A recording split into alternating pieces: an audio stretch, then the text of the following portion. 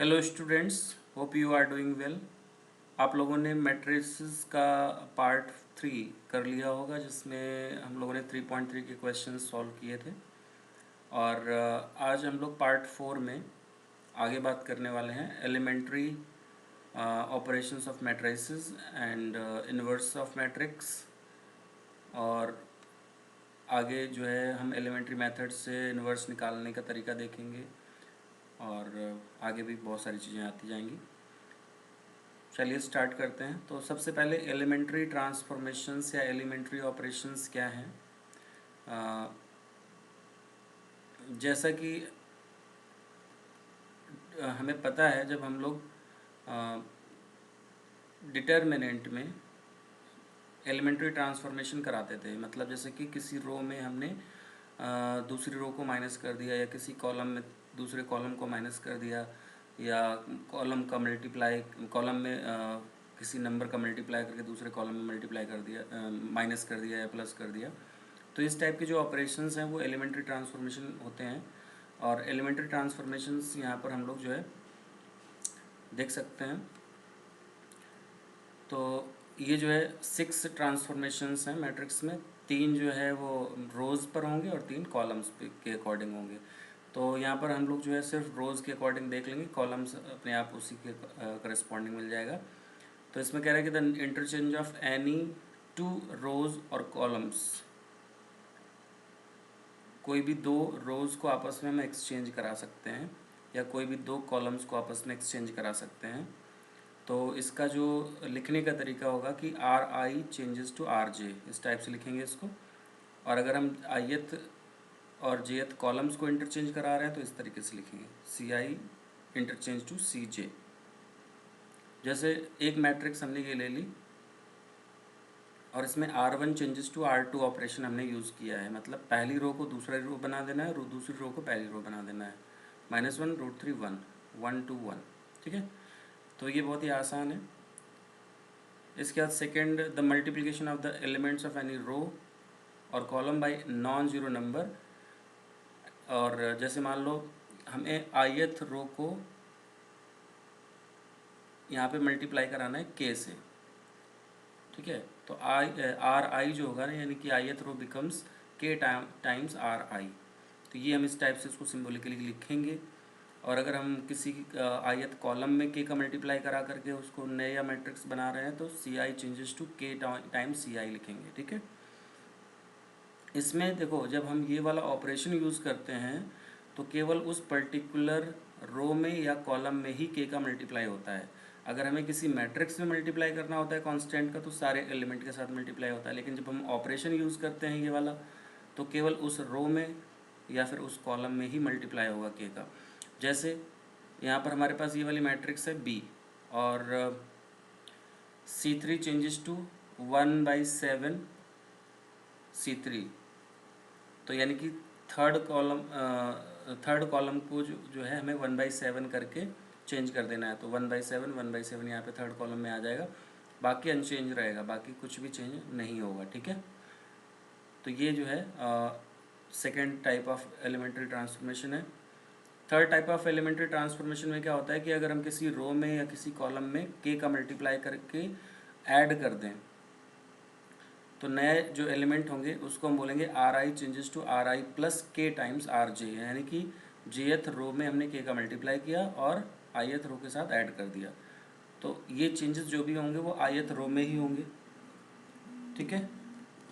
तो इसलिए ये प्रॉपर्टी जो है इम्पॉर्टेंट है, ये हम डिटर्मिनेंट में भी करते हैं। तो बेसिकली यहाँ पर जो एलिमेंट्री ट्रांसफॉर्मेशंस हैं इनका ही यूज़ डिटर्मिनेंट में किया जाता है। और इसी तरीके से हम C I changes to C I plus के टाइम्स सी जे भी लिख सकते हैं। जैसे R2 changes to R2 minus 2R1 है, तो सी मैट्रिक्स हमारे पास ये है। इसमें हमने सेकेंड रो को चेंज करना है और उसको बना देना है R2 माइनस 2R1, यानी कि पहली रो में 2 का मल्टीप्लाई करके सेकेंड रो में माइनस कर देना है। तो देखो 2 माइनस ये 2 हो जाएगा, तो 0 हो गया, और -1 -4 ये -5 हो जाएगा, ठीक है। तो ये इजी टॉपिक है और इसको बहुत आसानी से समझ सकते हैं। और फिर इसके बाद आगे हम लोग बात करते हैं इन्वर्टेबल मैट्रिसेस पर। तो इन्वर्टिबल मैट्रिसेस कौन सी होती हैं, इस पे हम बात कर रहे हैं। तो यहाँ पर कह रहा है कि if A is a square matrix of order M and if there exist another square matrix B of same order M such that AB is equal to BA is equal to identity matrix, then B is called the inverse of matrix A and it is denoted by A inverse. In this case A is said to be invertible. ठीक है, तो यहाँ पर invertible होने का मतलब क्या है कि ऐसी कोई मैट्रिक्स हमें मिल जाए जिसका A के साथ मल्टीप्लाई करने पे आइडेंटिटी मैट्रिक्स मिल जाए। जैसे कि A हमारे पास ये मैट्रिक्स हमने ले ली 2 3 1 2 और बी मैट्रिक्स है 2 -3 -1 2। तो ए इंटू बी अगर हम इसमें देखें इन दोनों का मल्टीप्लाई करा करके तो हमारे पास आइडेंटिटी 1 0 0 1 आ जाता है, यानी कि आइडेंटिटी मैट्रिक्स आ जाती है। और अगर इसी तरीके से हम बी ए मल्टीप्लाई कराएंगे तो भी हमें आइडेंटिटी मैट्रिक्स ही मिलेगा। तो हम ये बोलेंगे कि B is the inverse of A, या फिर हम बी को ए और ऊपर हम -1 लिखेंगे यानी कि ए इन्वर्स, जिसको हम ए इन्वर्स पढ़ेंगे और ए को बी का इन्वर्स और बी को ए का इन्वर्स बोल सकते हैं, यानी A can be written as B inverse and B can be written as A inverse. ठीक है, अब एक क्वेश्चन दिमाग में आया होगा कि एक मैट्रिक्स जो हमें दी है और उसका इन्वर्स निकालना है, तो हमें दूसरी मैट्रिक्स कैसे पता चलेगी। जैसे कि यहाँ पर ये वाली मैट्रिक्स उन्होंने ले ली है, तो ये कैसे पता चलेगी कि कौन सी मैट्रिक्स होगी जिसका हमें मल्टीप्लाई करके देखना होगा। तो ऐसी फ़िलहाल तो हमें ज़रूरत नहीं पड़ने वाली है, हम प्रोसेस ही देखेंगे ऐसा जिससे कि मैट्रिक्स हमें दूसरी वाली मिल जाएगी। ठीक है, तो वो हम एलिमेंट्री मेथड से जाएंगे। तो इससे पहले हम एक थ्योरम यहाँ पर कर लेते हैं। कह रहा है कि यूनिकनेस ऑफ इन्वर्स, यानी कि inverse of A square matrix if it is exist is unique. इसका मतलब क्या हुआ कि किसी भी एक मैट्रिक्स का अगर इन्वर्स एग्जिस्ट करता है तो उसका केवल एक ही इन्वर्स होगा, एक से ज़्यादा इन्वर्स नहीं हो सकते। इसका मीनिंग ये है। ठीक है, तो जैसे मान लो कि एक कैपिटल ए हमने एक मैट्रिक्स ली हुई है AIJ, स्क्वायर मैट्रिक्स है ऑर्डर M की, और B और C हमने दो इसके मतलब जो है इन्वर्सेस हमने मान लिए A के। ठीक है, तो अगर B का मतलब B इन्वर्स है A का तो AB is equal to B is equal to identity होगा, और C अगर इन्वर्स है A का तो फिर AC is equal to C is equal to identity हो जाएगा। लेकिन अगर हम ये देखें तो B can be written as B into I, but I अगर हम यहाँ से उठा करके लिखें तो हम इसको AC लिख सकते हैं, AC लिख दिया। अब इसमें ब्रैकेट एक्सचेंज करा दो तो BA इंटू सी लिख सकते हो, BA can be written as identity, तो ये IC हो जाएगा, IC मतलब ये C हो जाएगा। तो इस तरीके से B इक्वल टू C दिखा दिया हमने। मतलब कहने का कि जो हम अज्यूम कर रहे थे कि B और C अलग अलग दो इन्वर्स होंगे A के, वो नहीं है ऐसा। B और C दोनों इक्वल होना पड़ेगा। इसका मतलब क्या हुआ कि इन्वर्स इज़ यूनिक, किसी भी मैट्रिक्स का इन्वर्स जो होता है वो यूनिक होता है। तो ये थ्योरम इम्पॉर्टेंट है। और अब आगे जो क्वेश्चन थ्योरम 4 कह रहा है कि if A and B are invertible matrices of the same order then AB inverse is equal to B inverse A inverse.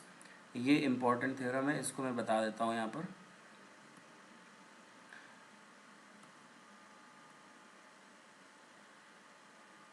तो इसको बोलते हैं रिवर्सल लॉ।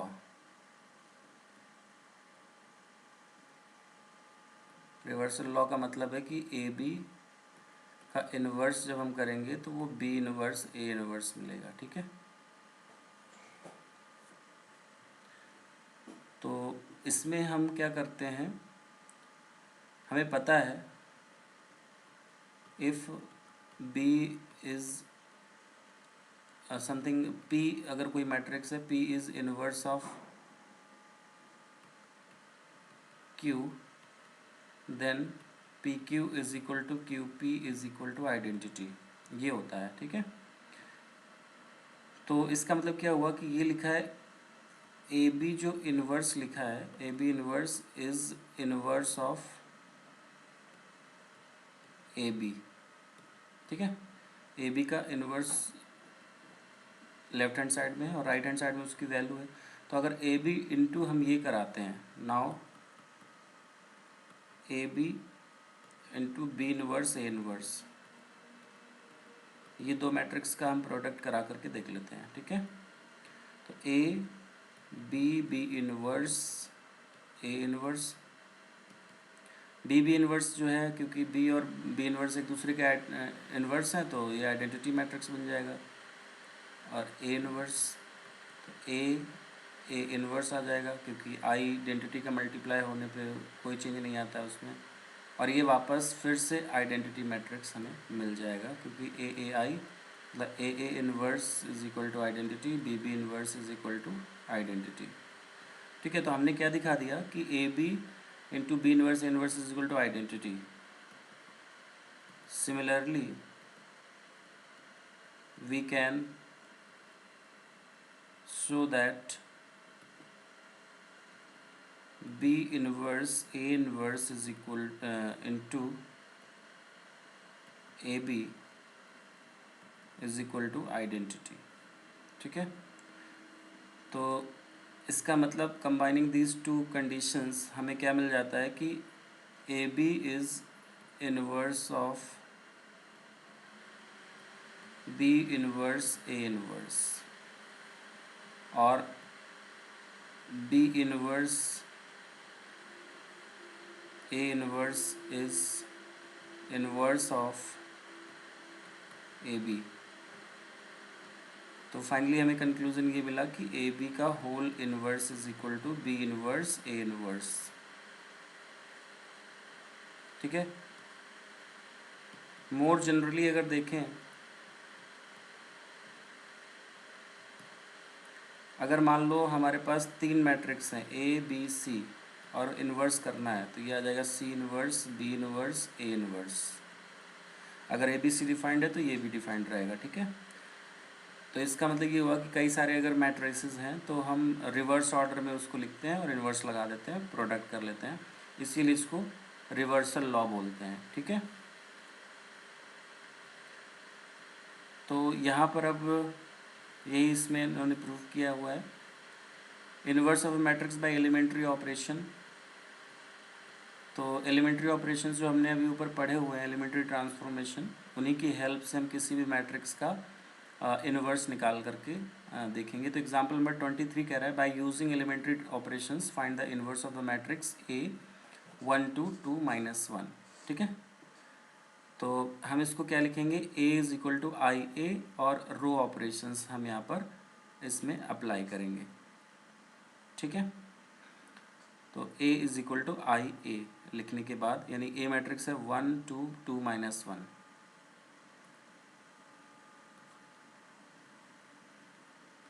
तो इनवर्स बाय एलिमेंट्री ट्रांसफॉर्मेशन,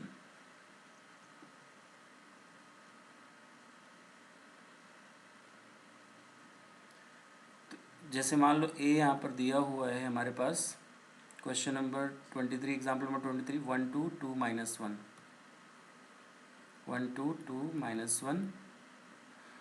तो इसमें हम रो ट्रांसफॉर्मेशन यूज़ करेंगे, ठीक है, रो ट्रांसफॉर्मेशन। एक चीज़ यहाँ पर बस ध्यान देने की है कि अगर हम रो ट्रांसफॉर्मेशन यूज़ कर रहे हैं तो हर एक ऑपरेशन में रो ट्रांसफॉर्मेशन ही यूज़ करना है, फिर हम कॉलम का यूज़ नहीं कर पाएंगे, ठीक है। अगर हम कॉलम ट्रांसफॉर्मेशन यूज़ करते हैं तो कॉलम ही करेंगे। जैसे यहाँ पर हम ए इज इक्वल टू आई ए अगर लिख रहे हैं तो हम इसमें रो ऑपरेशंस अप्लाई करेंगे, ठीक है, रो ट्रांसफॉर्मेशंस या रो ऑपरेशंस। मतलब ए लेफ्ट हैंड साइड वाला जो ए है उसमें तो वैल्यू रख दो 1 2 2 -1, यहाँ पर जो आई है उसमें 1 0 0 1 और ए एज इट इज़ लिखा रहने दो, ये जो लिखा है ना ए एज इट इज़ लिखा रहने दो। अब हमारा टारगेट क्या है कि यहाँ पर हम एलिमेंट्री ट्रांसफॉर्मेशन यूज़ करके अगर यहाँ पे आइडेंटिटी बना देते हैं तो यहाँ पे जो भी चेंजेस आएंगे और यहाँ पर एक मैट्रिक्स हमें मिल जाएगी, ठीक है। तो लेफ्ट हैंड साइड अगर आइडेंटिटी बन जाता है इसको चेंज करने के बाद, और राइट हैंड साइड में यहाँ पे कोई एक मैट्रिक्स मिल जाती है बी और ए हो जाता है, ए तो ये फिक्स रहेगा, तो इसका मतलब ये होगा कि बी इज़ इनवर्स ऑफ ए, ठीक है। यहाँ पे जो भी मैट्रिक्स हमें मिलेगी वो इन्वर्स हो जाएगी, क्लियर। तो अब हम इसमें देखो रो ट्रांसफॉर्मेशन कैसे यूज़ करेंगे।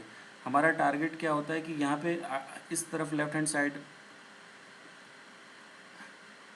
में आइडेंटिटी बनाना है, ठीक है। टारगेट क्या है, दिस मस्ट बी या मस्ट बिकम आइडेंटिटी मैट्रिक्स, ठीक है। तो इसका मतलब ये हुआ कि यहाँ पे आइडेंटिटी में 1 0 0 1 होता है, तो यहाँ पे हमें 0 लाना है, यहाँ पे भी 0 लाना है और यहाँ पे 1 लाना है। तो एक सिंपल सा तरीका ये होगा कि हम फर्स्ट रो, इसमें एक प्रॉपर तरीके से अगर हम जाएंगे तो कम ऑपरेशंस यूज़ करने पड़ेंगे।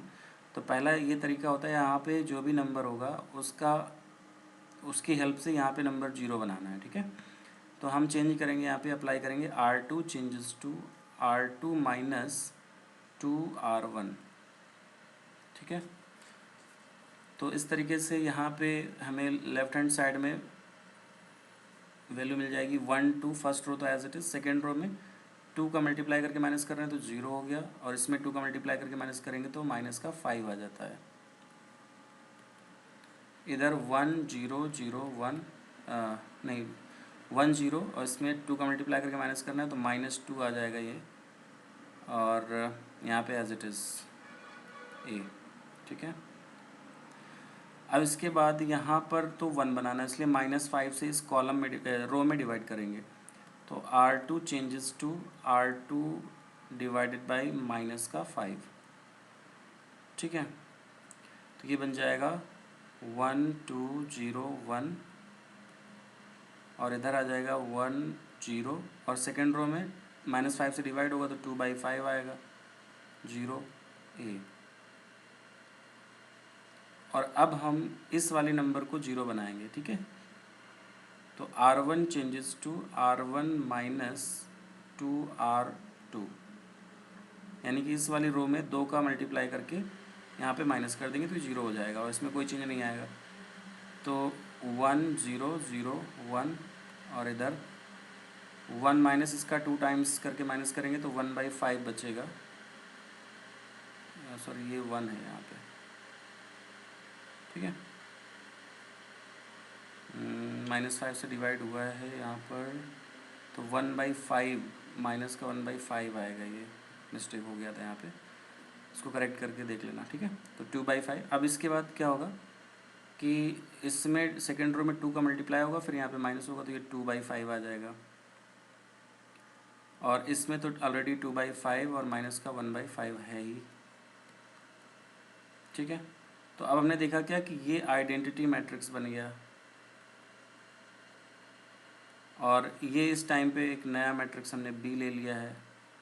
तो इस तरीके से बी जो मैट्रिक्स हमारे पास मिल रही है, ठीक है, बी मैट्रिक्स क्या मिल रही है, बी इज इक्वल टू 1/5 2/5 2/5 और माइनस का 1/5। तो इसको हम ऐसे भी लिख सकते हैं, B is equal to 1/5 common ले लो, 1 2 2 -1। तो ये जो है इन्वर्स ऑफ ए हो जाएगा, ठीक है।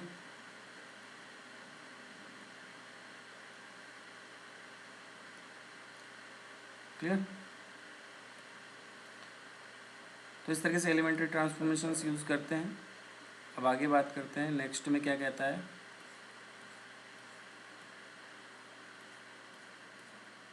यही आ रहा है यहाँ पे।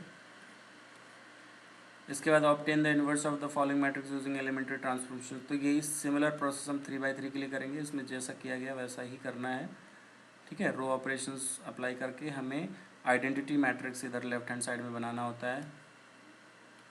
थोड़ा सा प्रोसेस लेंदी रहेगा ये। यहाँ पे हमें मेन डायगोनल में 1 और फिर बाकी सारे 0 बनाने पड़ेंगे, और उसके बाद यहाँ पर जो भी मैट्रिक्स मिल जाएगी वो इन्वर्स हो जाती है। तो ये ए इन्वर्स हो गया, ठीक है। कॉलम ऑपरेशंस अगर हम करना चाहें तो फिर हम इसको A is equal to A into I लिखेंगे, वो राइट में मल्टीप्लाई करेंगे। फिर हम राइट साइड में अगर हम आइडेंटिटी लिख के चल रहे हैं तो फिर वो कॉलम ऑपरेशंस फिर हमें उसको यूज़ करना है उसमें, ठीक है। सिमिलर प्रोसेस रहेगा इसका भी, इसको समझना। पूरा अच्छे से। 25 कह रहा है if find P inverse if it exist and P is equal to 10 -2 -5 1। तो वही पी is equal to I P लिख करके सिमिलरली हमें इसको फॉलो करना है। अब आ जाते हैं एक्सरसाइज 3.4 में।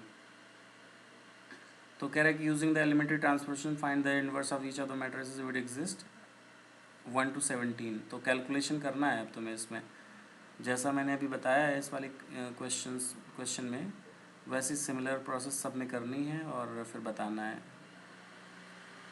तो इसमें जो है ये सारे क्वेश्चंस कैलकुलेशन है बस इनमें सभी में, और तुम लोग ट्राई करो इसमें। अगर इसमें सारे क्वेश्चन नहीं भी करोगे तो भी चलेगा, अल्टरनेट क्वेश्चन कर लो तो भी कोई प्रॉब्लम नहीं है, प्रैक्टिस होनी चाहिए इसमें, ठीक है, क्योंकि सब ऑलमोस्ट एक जैसे हैं सारे, बट टाइम हो तो सारे ही कर लेना।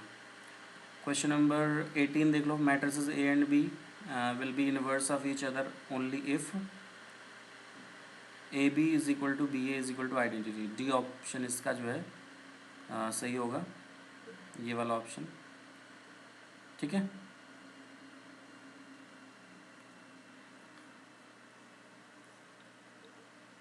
और उसके बाद आ जाता है इसमें मिसलेनियस एग्जाम्पल्स।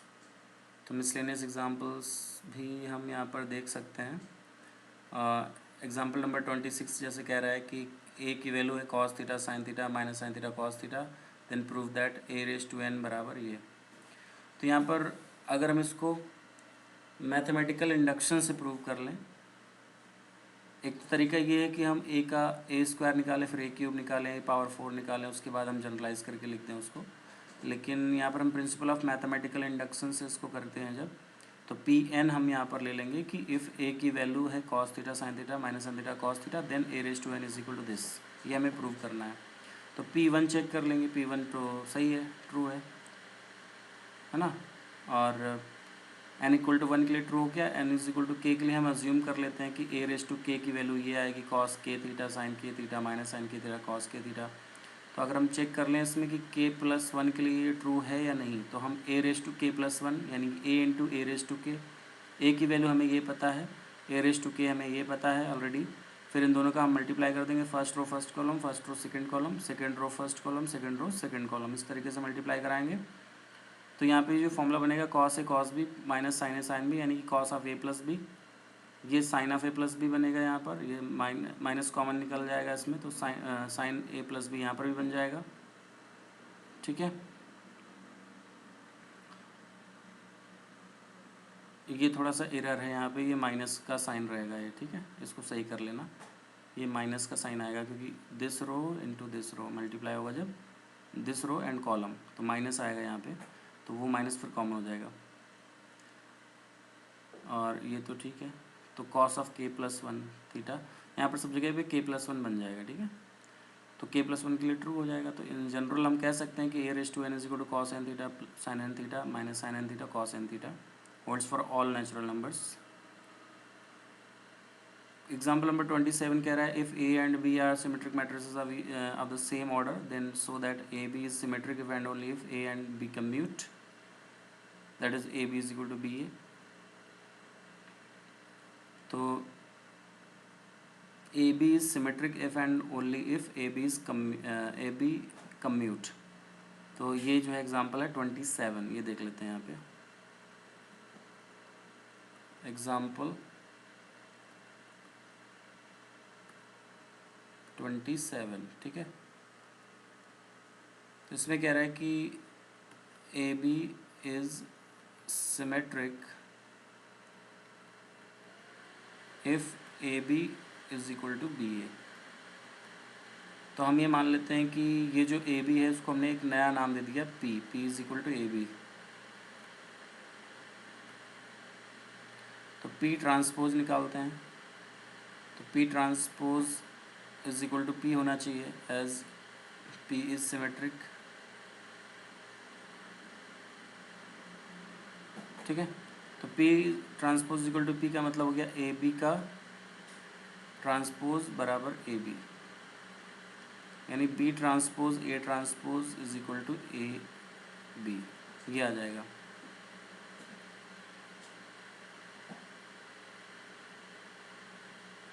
तो अब यहाँ पर क्योंकि यहाँ पर A transpose equal to A and B transpose equal to B है, मतलब ये दोनों सिमेट्रिक मैट्रिसेस थी। B ट्रांसपोज की जगह पे B रख देंगे, A ट्रांसपोज की जगह पे A, और इधर AB आ जाएगा। तो इसका मतलब क्या हुआ कि AB कम्यूट्स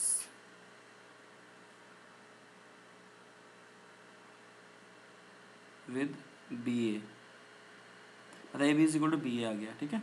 तो कम्यूटेटिव प्रॉपर्टी होल्ड करेगी। और अगर उल्टा हो जाए तो P जो है वो इन्वर्स मैट्रिक्स हो जाए, मतलब P सिमेट्रिक मैट्रिक्स हो जाएगी। तो कन्वर्सली भी हम दिखा सकते हैं कि if AB is equal to BA,